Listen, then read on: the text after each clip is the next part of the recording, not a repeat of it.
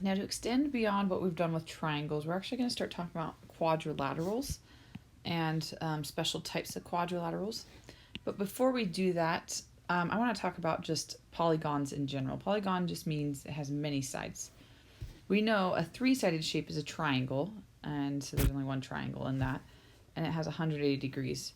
But if you take a four-sided shape or a quadrilateral and go from one vertex to an opposite vertex, you'll notice that you get two different triangles, which means the interior angles, the sum of the interiors would be 2 times 180 degrees or 360 degrees.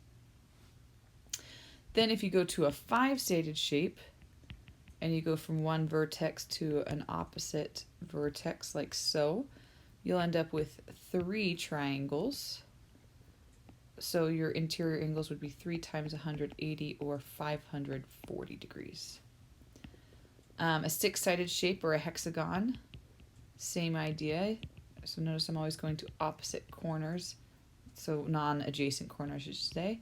Notice how you have 4 triangles, so 4 times 180 degrees is 720 degrees. And you could do it for the 7 or a 7-sided shape or a heptagon, and so on. Now the pattern, if you've noticed, is that the number of sides is always 2 greater than the number of triangles. So to find the number of triangles of an n-gon, you just do n minus 2. And then the interior angles would be n minus 2, whatever that is, multiplied by 180 degrees. So what's the sum of the interior angles of a 15-gon? Well, a 15-gon, you would have 13 triangles in there because you subtract 2, multiply that by 180, and then you just use your handy calculator to figure that out. And you get 2,340 degrees. Now, really, the reason this is important is because we're working with quadrilaterals or four-sided shapes. So the one I really want you to remember for this unit is that a four-sided shape or a quadrilateral has 360 degrees inside the quadrilateral. So if I told you to find the value of x and there's only one angle missing, that means you can take the 360 degrees that you have in a full quadrilateral and subtract the other 2 angles. So minus 45, minus the 95, and minus the 65. So that tells us if you subtract that all, minus 95 minus 65, you get 155 degrees. So like I said, we're going to be dealing with special types of quadrilaterals, four-sided shapes, and one of those special types is called a parallelogram. So a parallelogram is called a parallelogram because the opposite sides are parallel. Now there is a special little notation we use to shorthand parallel, and that's just 2 slanted parallel lines like so. So once again, like I said, we're going to talk about properties of each of these components of a parallelogram. Opposite sides are parallel, but they are also parallel and they are equal. So that means AB in this picture is equal to CD, or congruent to CD, and BC is congruent to AD. So opposite sides are both parallel and equal. Opposite angles are always going to be equal. So when I say opposite angles, I'm talking about, so angle B is opposite from angle D. They don't have any sharing segments. And then likewise, angle A right here is opposite from angle C. So those two are congruent. So I'm going to go ahead.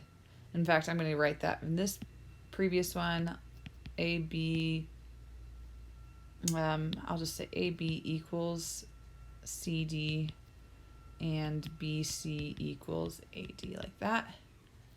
And then angle A is equal to, well, I should say the measure of angle A is equal to the measure of angle C, and the measure of angle B is equal to the measure of angle D.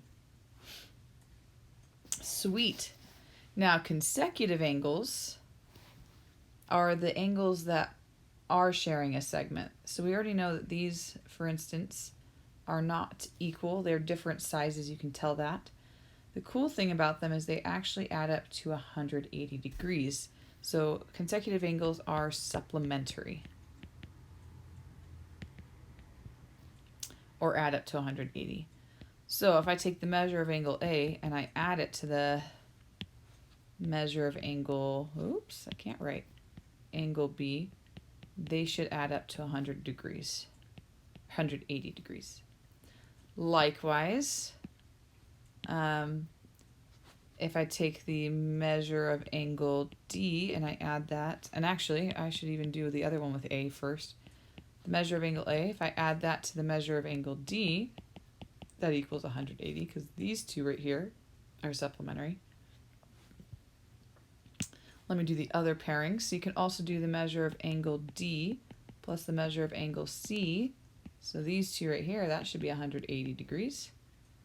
And then there's one more, and that is the measure of angle B plus the measure of angle C should equal 180. So notice it doesn't matter what direction they are as long as they are right next to each other, not opposite from each other. Those are all going to add up to 180 degrees. Okay, so they are supplementary. So the big thing right here is these are supplementary. Everything else so far is always equal or parallel and equal. Diagonals, if you go from one opposite angle to the other and draw lines, these are what are called the diagonals. And the diagonals always bisect each other.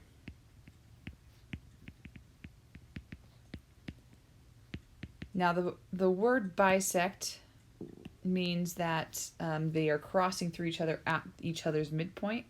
So on this red line, that means that this little segment from here to the middle, so let's say that's the middle point is E, so from B to E is congruent to E to D. Likewise, AE is congruent to EC. However, this little segment AE right here is not congruent to the segment BE. Those are different sizes, but they are bisected. Okay, so let's see some examples soon. Those are like the general idea of all the properties.